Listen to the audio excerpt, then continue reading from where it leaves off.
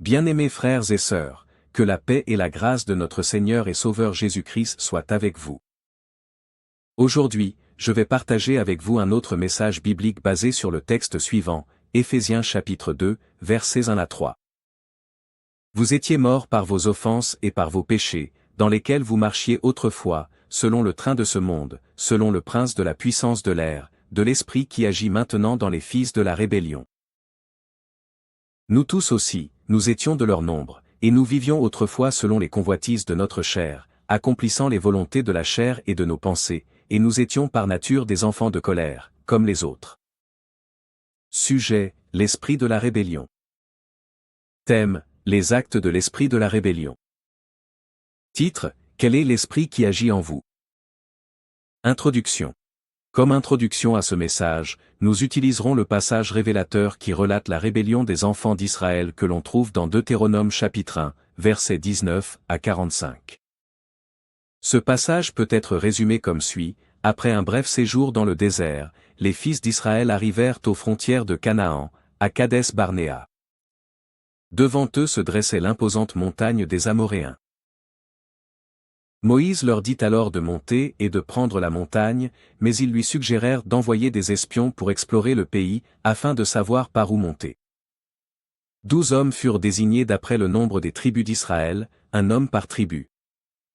Ils revinrent au bout de 40 jours avec les fruits du pays. C'est un très bon pays, dirent-ils au peuple, où coule le lait et le miel, mais nous ne pouvons pas le prendre car les habitants sont plus nombreux et plus grands que nous. Malgré la confiance inébranlable de Josué et de Caleb, les exhortations de Moïse et le souvenir des hauts faits de l'Éternel pour les délivrer, le peuple sombra dans le découragement et l'incrédulité. L'Éternel se mit en colère et prit la décision de ramener les enfants d'Israël dans le désert avec la volonté d'y détruire tous les rebelles, à l'exception de Josué et de Caleb. En entendant le verdict de Dieu, le peuple décida de monter à la montagne. Moïse s'y opposa en disant: ne montez pas à la montagne, car Dieu n'est plus avec vous et vos ennemis vous battront. Le peuple n'écouta pas Moïse et ignora l'ordre de Dieu, après quoi ils durent prendre le chemin du désert vers la mer Rouge. Ils montèrent à la montagne et furent taillés en pièces par les Amoréens. C'était l'esprit de la rébellion.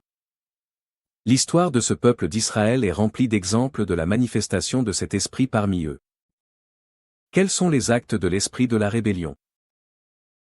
Les actes de l'esprit de la rébellion sont les suivants. 1. L'esprit de la rébellion contrôle la terre. Dans 1 Jean chapitre 5, verset 19, l'apôtre Jean déclare que le monde entier est sous la puissance du malin. 1. Le Seigneur Jésus a dit, en parlant de Satan: je ne parlerai plus guère avec vous, car le prince du monde vient. Il n'a rien en moi, Jean chapitre 14, verset 30. L'esprit de rébellion est l'esprit du chef des rebelles, l'initiateur de la révolte contre Dieu, Lucifer, un ange déchu.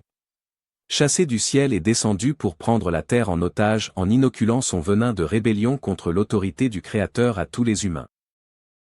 A. L'esprit de rébellion rend le monde attrayant, Éphésiens chapitre 2 verset 2a.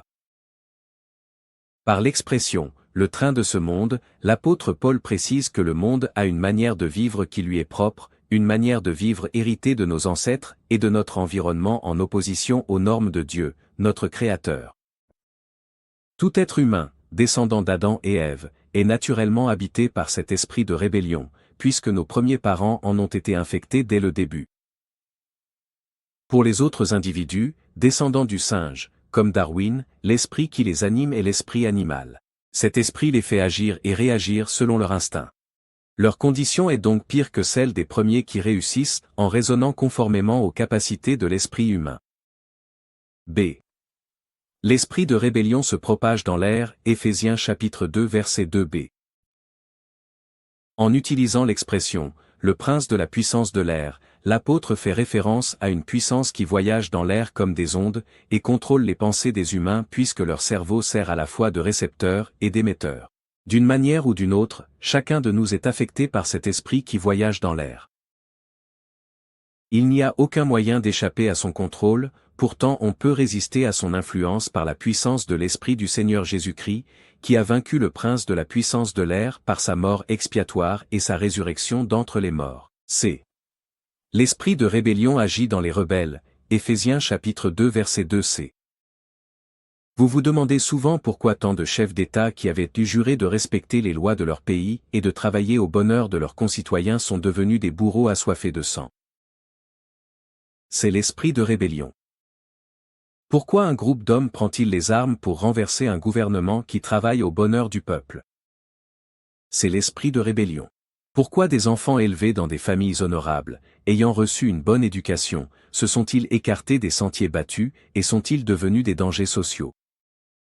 C'est l'œuvre de l'esprit de rébellion dont les buts sont de faire des ravages dans la société humaine, d'entraîner la race humaine dans une rébellion ouverte contre les lois justes et saintes du Créateur, afin que son jugement repose sur nous avec certitude comme il avait atteint Lucifer qui fut chassé à jamais de la présence de Dieu.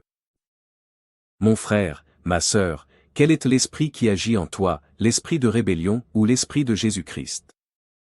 2. L'esprit de rébellion contrôle la volonté des humains, 2 Timothée chapitre 2 versets 24 à 26. Voici ce que dit l'apôtre Paul dans ce passage. Or, un serviteur du Seigneur ne doit pas avoir de querelle. Au contraire, il doit avoir de la condescendance envers tous, être capable d'enseigner, doué de patience, il doit redresser avec douceur les adversaires, dans l'espoir que Dieu leur donnera la repentance pour arriver à la connaissance de la vérité, et que, revenus à leur bon sens, ils se libéreront des pièges du diable, qui s'est emparé d'eux pour les soumettre à sa volonté. Ainsi, quand l'esprit de rébellion s'empare de l'esprit des humains, c'est avec l'intention de les soumettre à sa volonté. Cependant, certains individus exercent mieux leur volonté que d'autres. Ceux-là deviennent des proies faciles pour Satan qui les manipule comme des marionnettes. Pour en subjuguer d'autres, le diable a imposé l'usage illicite de drogue. Beaucoup d'individus promis à un brillant avenir deviennent des épaves humaines car un jour ils ont eu la stupide idée de goûter à la drogue. La drogue est une arme d'une efficacité redoutable entre les mains de Satan, qui l'utilise pour vaincre les volontés les plus récalcitrantes. Alors si vous pensez avoir assez de volonté pour résister à l'appel du mal, restez loin de la drogue. Quand nos cerveaux s'engourdissent et que nos volontés cèdent, 2 actions se produisent. A. L'esprit de rébellion attise les convoitises de la chair, Éphésiens chapitre 2 verset 3a. Parvenu à cet état de soumission à la volonté du diable, l'homme est envahi par l'excitation de la luxure. L'apôtre Jean le confesse ainsi. Car tout ce qui est dans le monde, la convoitise de la chair, la convoitise des yeux, et l'orgueil de la vie, ne vient point du Père, mais vient du monde. 1 Jean chapitre 2 verset 16. Depuis que l'esprit humain est tombé sous le pouvoir de l'esprit rebelle, le corps fonctionne comme un navire ayant perdu son gouvernail et dérivant au gré du courant et du vent. L'instinct sexuel s'exacerbe, les penchants au meurtre jusque-là maîtrisés, les actes de sauvagerie réprimés par l'éducation se libèrent de leur chaîne et débordent, comme un fleuve en crue. Tout ce qui attire le regard le tente, une belle voiture, une belle femme, une belle maison, une belle liasse de billets de banque. Il vole, il viole, il massacre, il tue, il incendie. Il voudrait devenir le centre du monde, adoré par la foule et brillant sous l'œil des caméras. Que son nom et son image fassent la une des journaux et des médias. C'est un nouveau César devant lequel tout genou doit fléchir. B. L'esprit de rébellion pousse à accomplir les désirs de la chair et des pensées, Éphésiens chapitre 2 verset 3. B. L'esprit envahi par les convoitises, l'homme se voit irrémédiablement attiré par une force puissante qui l'oblige à céder aux pressions des désirs. Une voix lui suggère que le seul moyen d'avoir la paix est de se calmer et de lâcher prise. Il se laisse donc aller pour se retrouver prisonnier de désirs malveillants et pernicieux qui en demandent toujours plus. Nul ne peut se vanter d'avoir dompté cette force. Au contraire, quand on se croit le plus fort, le plus assuré, on échoue le plus misérablement. C'est pourquoi l'apôtre Paul donne ce conseil, que celui qui croit être debout prenne garde de tomber, 1 Corinthiens chapitre 10 verset 12. C'est la raison pour laquelle le Fils de Dieu ordonne. Veillez donc et priez en tout temps, afin que vous ayez la force d'échapper à tout ce qui arrivera et de paraître debout devant le Fils de l'homme. Luc chapitre 21. Luc 21, 36. Priez sans cesse, poursuit l'apôtre des nations dans 1 Thessaloniciens 5, 17.